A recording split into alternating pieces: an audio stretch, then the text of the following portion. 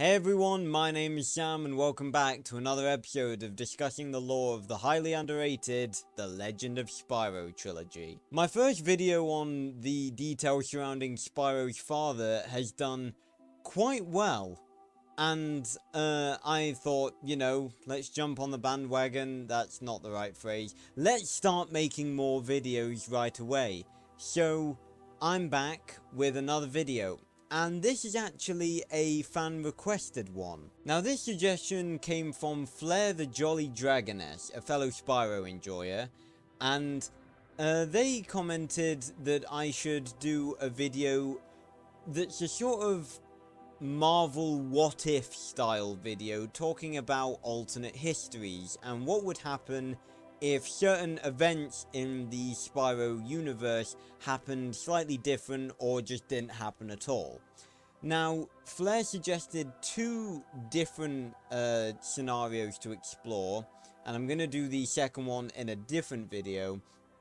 But what we're going to be focusing on today is the scenario of what would happen if the dragon eggs had survived. Now, I'm sure a lot of you know what I'm referring to when I mention that, but in case you've forgotten, let me give you a quick rundown.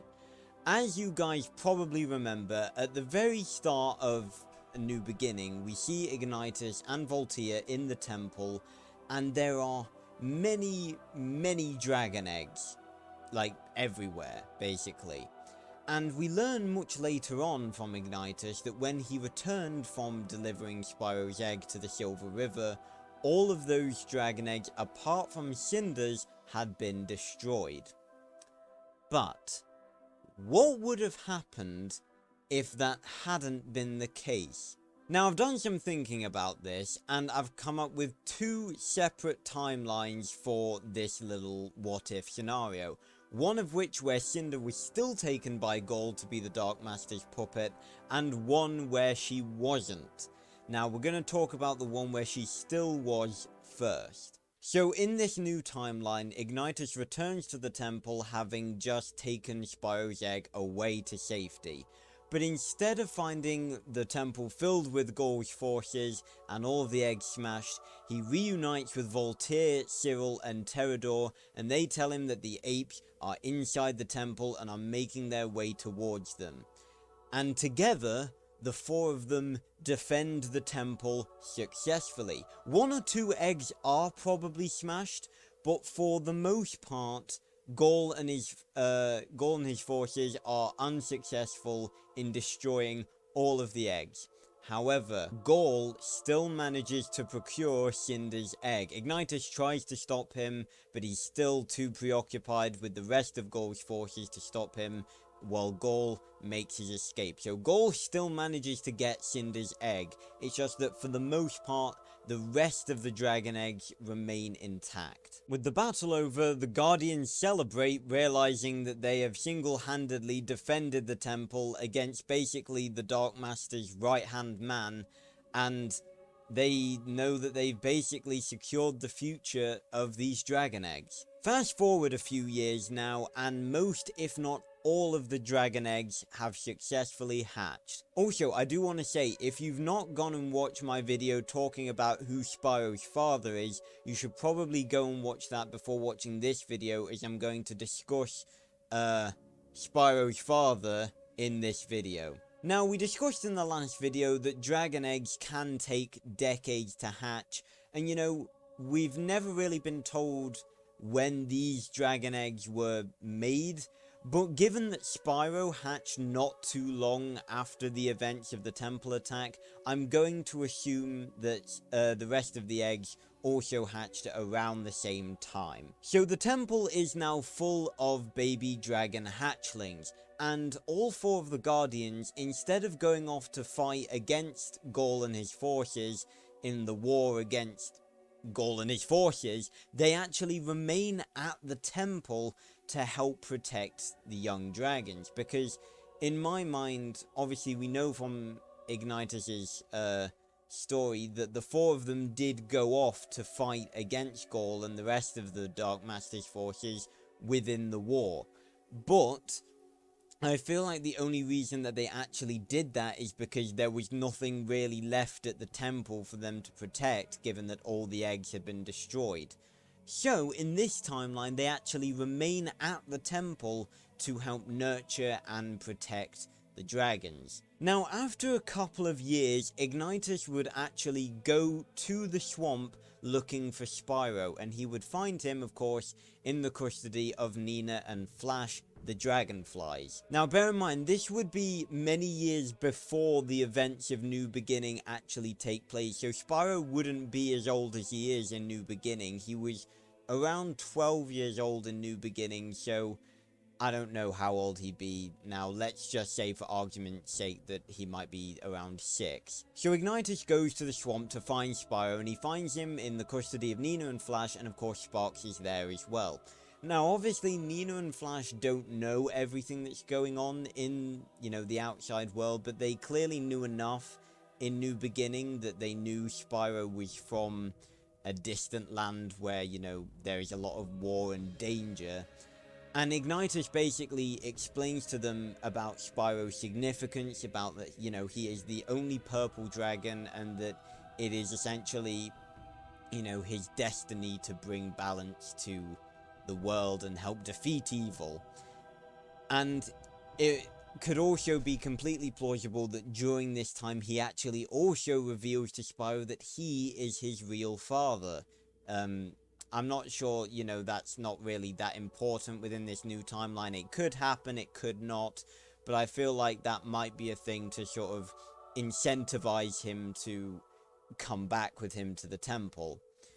So, whether or not he reveals to Spyro that he is his true father is not really that relevant. But obviously, Spyro learns that he's not actually the true son of Nina and Flash. And although Nina and Flash, they don't really want to let go of Spyro, they sense his importance to, the entire world. And they say that, he needs to go with Ignitus to live the life that he was supposed to have. And just like in New Beginning, Sparks will also go with him. So Spyro and Sparks go back with Ignitus to the temple to meet up with all the other dragons. And it's at this point that Spyro actually meets a character that within this timeline I think would actually have a much bigger significance within the story. And that is Pyra. Now, even if you've loved The Legend of Spyro for years, and you've played through the games so many times just like I have, you might not actually know who Pyra is, and that's completely explainable because he's literally basically only seen for a couple of seconds. But basically, Pyra was a young dragon who served Ignitus as his banner bearer in his battalion in all of the battles during the war against Gaul and the forces of the Dark Master. You can see him very briefly in a small cutscene where Ignitus talks about the war. And you may be asking, okay, well, if we can only see him in one little cutscene, then how do we know his name and anything about him? Well, guess who told us about him? That's right, Jared Pullen, the legendary man himself. Basically, in one of his little Q&A sessions, Jared was asked by one of the fans about the little dragon that stood next to Ignitus in the cutscene. And not only did Jared have a name for this character, he had an entire backstory for this guy. Pyra was Ignitus' battle squire within the war against the Dark Master's forces, and the lore of him basically goes that in a particularly ferocious battle, he was rescued by a dragon knight who was shot down and Pyra fell into the ocean. Ignitus met the dragon knight as he was dying, and the dragon knight uttered Pyra's name, and Ignitus presumed that his battle squire was dead.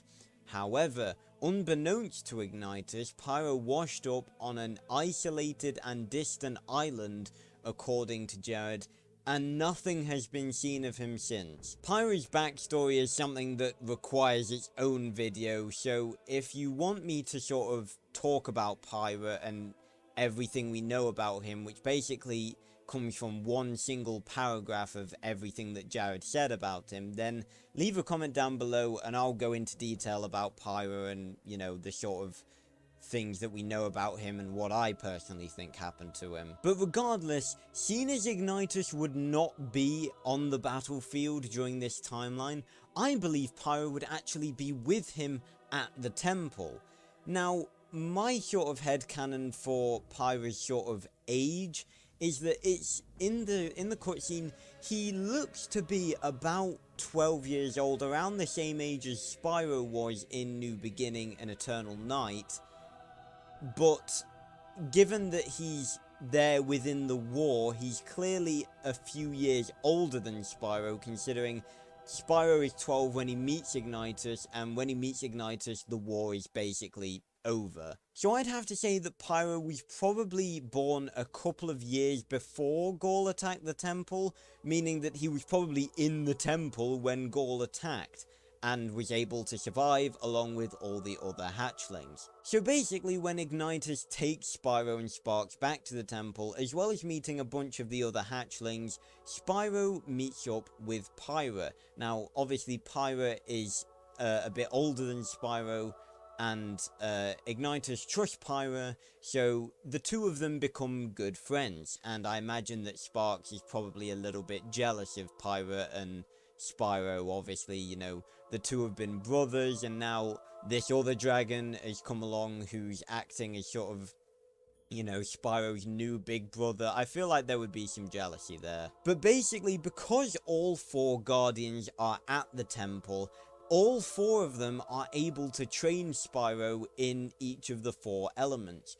So, over the next couple of years, Spyro gets all of the training that he receives in New Beginning at a much younger age, meaning that as the years go by, he becomes far more powerful than he was in New Beginning at the same age.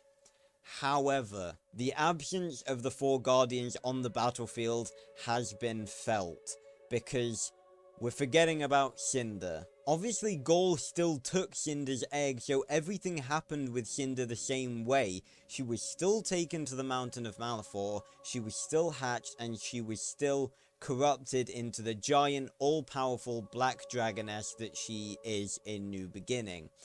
And because the Guardians were not on the field of battle to help combat her, the war is going sideways for the dragons badly. Now, obviously, I'm not saying that the Guardians were the only powerful dragons on the field of battle during the war, but we know that they were some of the greatest warriors that the dragon race had to offer.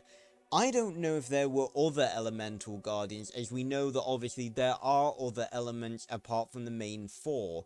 Wind, for example, there could be a wind guardian out there. I wouldn't put it past, you know, the law of the universe and the armies of the dragon races that there were to be a wind guardian. But we don't know enough information to start making speculative points like that. So, basically, Cinder and Gaul, they're gaining the upper hand because Cinder is obviously this very, very powerful dragon, and there are very few dragons on the battlefield that can stand up to her. So, the war is going sideways for the dragons, and it gets to the point eventually where Cinder decides to attack the temple. Now, by this point, Spyro has reached the age of 12 years old, and I'd say that Pyra, at a guess, would probably be around 15, the same age that Spyro is in Dawn of the Dragon. And Cinder decides to attack the temple. Now, obviously, there's still a lot of young dragons in the temple, but they are nowhere near as powerful as either Spyro or Pyra, because obviously they're all just regular elemental dragons that are all 12 years old and are likely in no way as powerful as Spyro or Pyra by a long shot. So, they all likely go deep into the temple to, you know, seal themselves in. Maybe with one of the Guardians, like Cyril or Voltea, they go with the hatchlings to sort of stay with them and defend them. Whilst Ignitus, Terrador, Spyro, and Pyra go outside to face Cinder and her forces head on. Cinder is obviously as powerful as she is in New Beginning, and we know in New Beginning that she was so powerful, she was able to take on the Guardians with relative ease. So even Ignitus and Terrador working together against her, they put up a good fight, but she still defeats them. And so it's left to Pyra and Spyro to save the temple. The way I see it working is that Cinder's forces, like the apes, had showed up a bit ahead of her. So after defeating, the majority of the apes, Cinder comes, basically incapacitates Ignitus and Terrador, and then it's left to Pyra and Spyro to face her and save the temple. Now, both of them also put up a very good fight against Cinder, with them being more agile and having very good abilities. Obviously, Spyro has the complete arsenal that he has in New Beginning, and given that his training took place at an earlier time, he likely has even more abilities. I guess that he might even have all of the abilities that he learns in Eternal Night as well.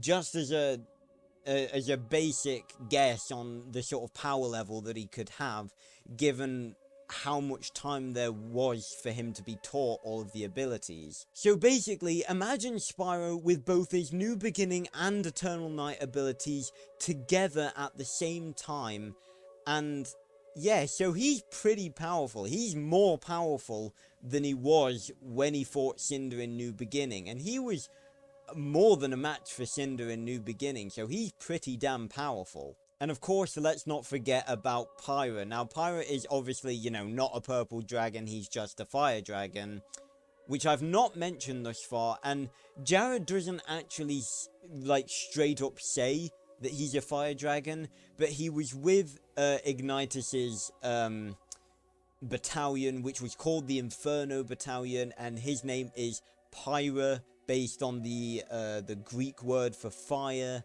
So I've got the interview up so I can make reference to it when I need to. So I'm going to assume that he was a fire dragon. But obviously, being a fire dragon, unlike Spyro, he was just taught the one element by Ignitus, meaning that he's incredibly powerful in that element. So Pyra's basically got all of the fire abilities, possible. He's got the fire breath, the fire bomb, the fire fury, comet dash, everything. He's got it. So Pyra and Spyro are putting up a very good fight against Cinder, but Cinder is still very, very powerful. Cinder basically swats Pyra to the side after a big confrontation between the three of them, and Pyra is basically incapacitated. Seeing Pyra, his basically what has become his best dragon friend, on the ground, ignites something within Spyro, and he unlocks an energy that he never knew was possible. That's right, he unlocks his ether powers. Now, if you're unaware, ether refers to the 5th ability that Spyro unlocks at the end of both New Beginning and Eternal Night. Ether is the signature element of the Purple Dragon and is the most powerful element in all of the Legend of Spyro universe. I'm probably going to do a whole video talking about Ether because it definitely deserves its own video. But basically, Ether, obviously, for example, Fire Dragon's signature element is obviously fire. Ether is the signature element that only Purple Dragons can learn. And just like at the end of New Beginning, in this fight against Cinder outside the temple, Spyro unlocks his ether abilities, the same ones that he used to defeat Cinder at the end of New Beginning. So he puts up one final fight with everything that he has, and it works.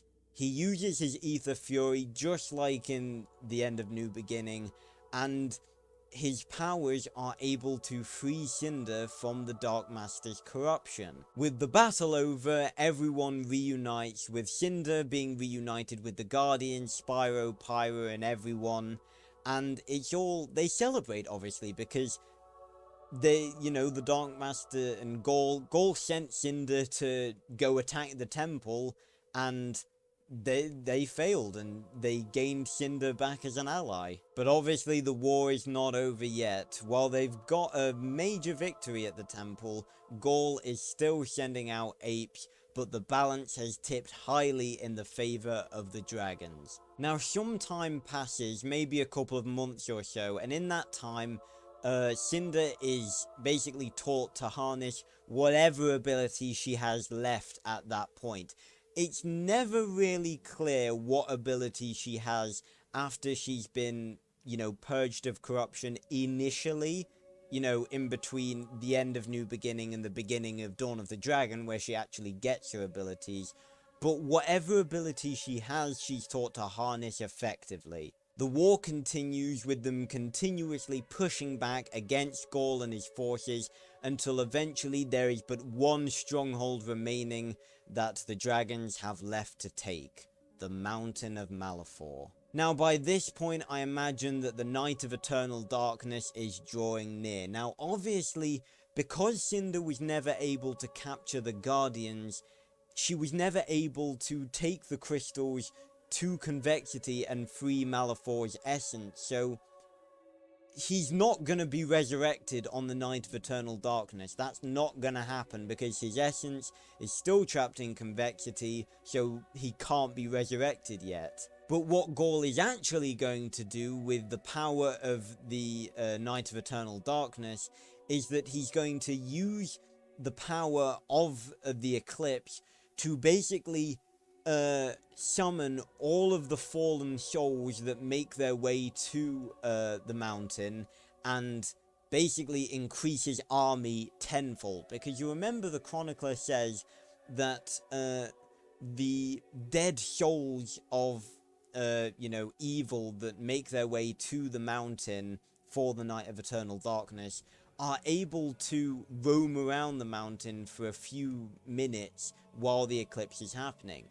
Now what Gaul's gonna do is he's gonna use this power to keep them alive, or sort of keep them undead in the physical world, so that he can use them to fight the dragons. And obviously there are a lot of undead creatures, so it'd be a pretty big army. And so, nearing the Night of Eternal Darkness, Spyro, alongside Pyra, Cinder, Ignitus, Terador, Cyril, Voltea, and all the other dragon forces, launch one big attack on the Mountain of Malefor. Now obviously, this is the main stronghold of Gaul and the Dark Master's forces.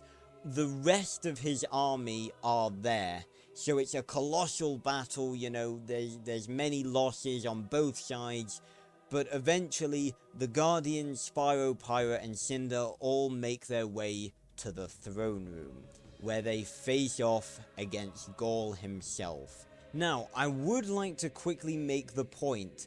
We know that in the main timeline, using Ether against Cinder for the first time caused Spyro to lose all of his elemental abilities. Now, I'm going to say, given that he was taught the elements from a much younger age, he has a much greater grasp on their power, and is much more experienced in using them, using Ether to free Cinder left him weak, but not without his elemental powers. And within the few months between Cinder's attack on the temple and the final attack on the mountain, he was able to recover physically, and obviously he still had all of his elemental abilities. Now obviously, Gaul did actually face off against the Guardians before in A New Beginning, because it was Gaul who led the assault on the temple initially to smash all the dragon eggs. Now I do want to briefly mention Gaul in that I think he's actually really powerful, especially considering that he showcased that he has the ability with his staff to completely drain a dragon's elemental energy. I mean, he did that with Spyro, and, you know, Spyro didn't really have any time to prepare for that. So I figure in a final battle against, you know, all of the Guardians and Spyro, Cinder, and Pyra, they might be able to, you know, dodge that attack and retain their elemental abilities. But Gaul is no joke, and to be honest, that's probably how he incapacitated the Guardians in New Beginning, because I've always found it a bit strange that, you know, the Guardians of the Elements were able to be so easily incapacitated in that cutscene in New Beginning, so that's probably how it happened. Or maybe it was just with, you know, overwhelming numbers, or that Gaul dueled them one by one, you know, we don't know. But basically, I feel that Gaul against all four of the Guardians would actually be a pretty even fight. However, this time, they've got Spyro, Pyra, and Cinder all on their side. And together, they managed to defeat Gaul, possibly killing him. You know, I don't think that any one of them would probably make the killing blow. I think they'd just capture him, unless, you know, one of the Furies ended up killing them, that one of the Guardians, or Spyro, Pyra, or Cinder ended up doing. But either way, Gaul is either captured or killed, and with that, the war is over. With his army in tatters and Gaul captured or killed, Malefor will remain within the Well of Souls for eternity, with no one to help him, no one to free him, no one to resurrect him. And with that, Spyro, Cinder, Pyra, the rest of the Guardians, the rest of Dragonkind go home, and peace is brought to the Dragon Realms once more, as the Dark Master's forces and influence are defeated once and for all. So that was the happy ending of the timeline where Cinder was still taken, but let's briefly talk about the one where she wasn't. So in this timeline, despite all of his best efforts, Gaul is unable to grab a dragon egg in the assault on the temple. The assault fails. Most of the forces attacking the temple are defeated by the Guardians, and Gaul is basically sent packing. He wasn't able to claim a dragon egg, and he goes back to the mountain having basically completely failed. And so, all of the events that I've just described in the other timeline where Cinder was taken happen just as I've described. Spyro is still brought to the temple, he meets Pyra, he's taught the elements at a young age, yada yada yada. And it all happens the same up until the second attack on the temple. And obviously, instead of Cinder attacking the temple, it is Gaul and the rest of his forces. Now obviously Cinder is with the other dragons in the temple now, but she's not named Cinder because Cinder was a name that was given to her by Gaul. So she's one of the many young dragons in the temple, but I feel that she wouldn't play that big a part because she wouldn't be anything special, she'd just be a wind dragon. So just like before, she'd likely be with all of the other young dragons in the temple, with Voltaire and Cyril hiding away from the battle, whilst Terador, Ignitus, Spyro and Pyra fought against Gaul. Now, as we've mentioned, Gaul is also no joke in terms of his power level. You know, he's able to completely drain elemental energy with that staff of his. So, you know, he's really not a joke when it comes to battle. I feel that the battle would go on for some time. The Ignitus and Terador may be incapacitated again. And Spyro is actually knocked to the ground.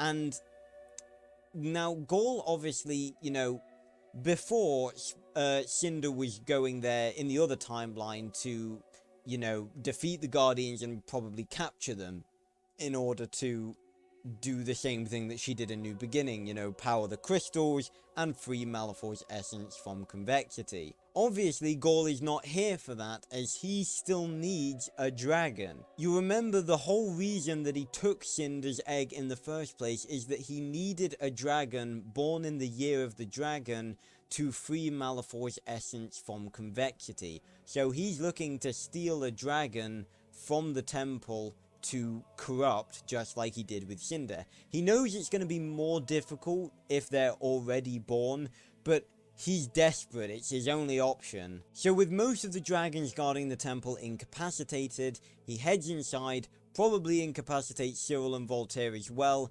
and grabs a dragon.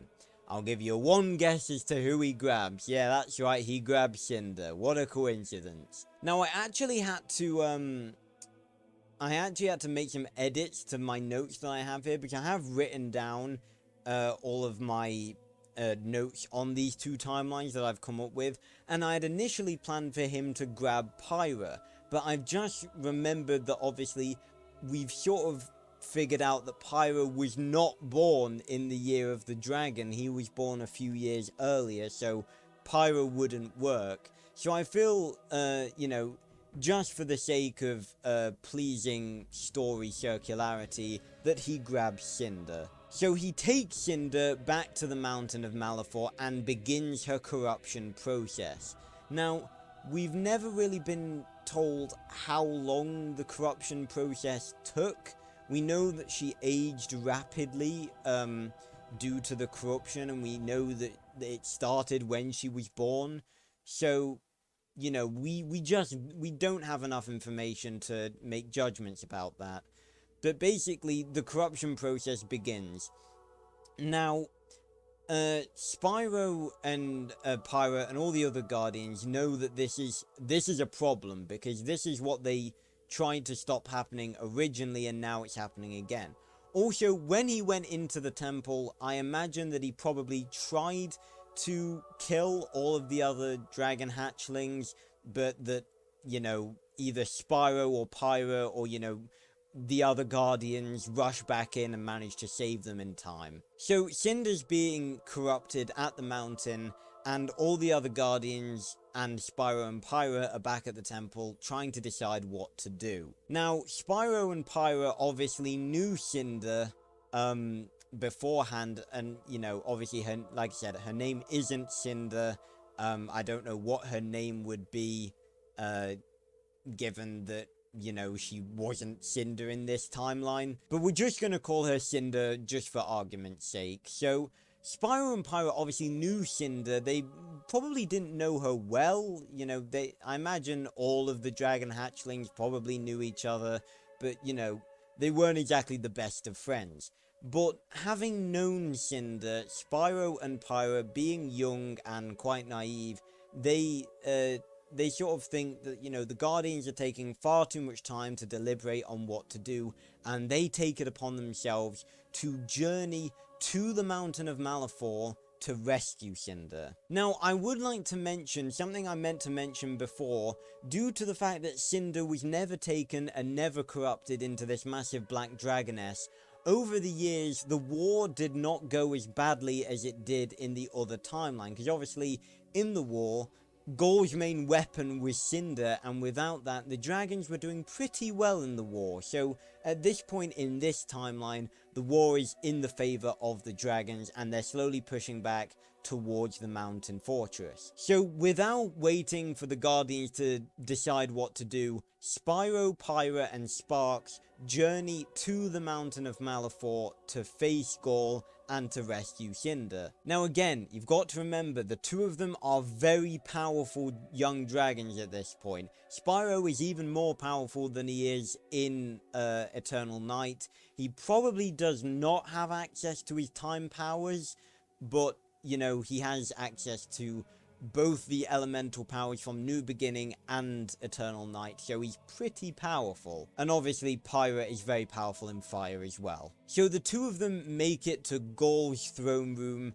and there they not only face Gaul, but a corrupted Cinder, partially corrupted, sort of at the level of corruption that she is when Malifaux takes control over her, sort of Dark Cinder level of corruption. She's not massive and dragonessy, she's not an adult dragon, but she is corrupted at this stage. Now, Cinder, having been partially corrupted, obviously has a bunch of her corrupted abilities like Dark Fire and probably Fear and Shadow and stuff like that, as well as her base elemental abilities, which would be more powerful, seeing as she would have actually been taught them over the 12 years that she had been uncorrupted at the temple. So Pyra and Spyro put up a good fight against corrupted Cinder, and it's at this stage that Spyro unlocks his ether powers and manages to free Cinder using his ether fury again. Now, just like in the other timeline,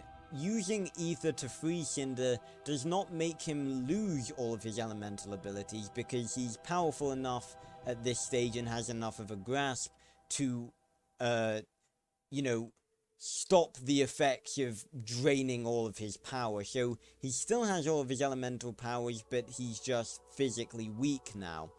And unfortunately, this physical weakness is enough of a weak spot for Gaul to basically use his staff and drain the rest of his elemental energy. Pyra also tries to attack Gaul, but Gaul just does the same thing to him, and although Cinder is now basically unconscious on the ground, non-corrupted, Spyro and Pyra are left at Gaul's mercy.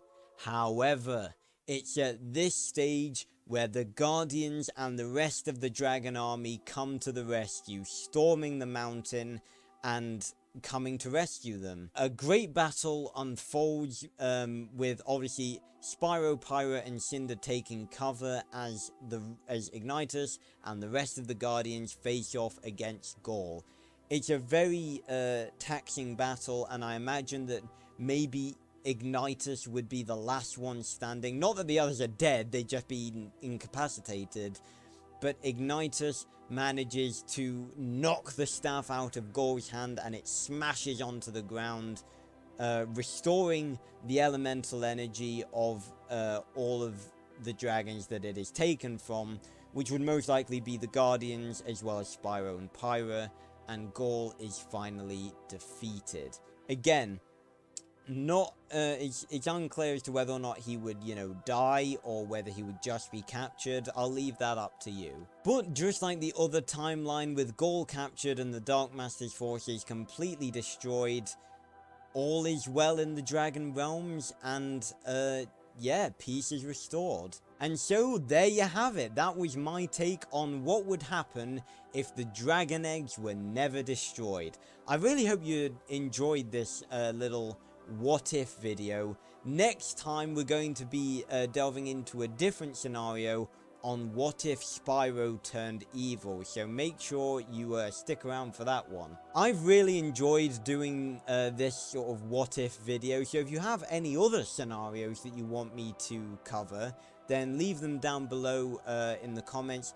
And also, if there's any particular topic you want me to discuss, like the elements and stuff, I have many videos planned, but if there's a specific thing that you want me to cover, then leave it down in the comments below and I'll get round to doing that as well. So I really hope you've enjoyed this video, and until the next time, my name is Sam, and thank you for joining me. Goodbye everyone.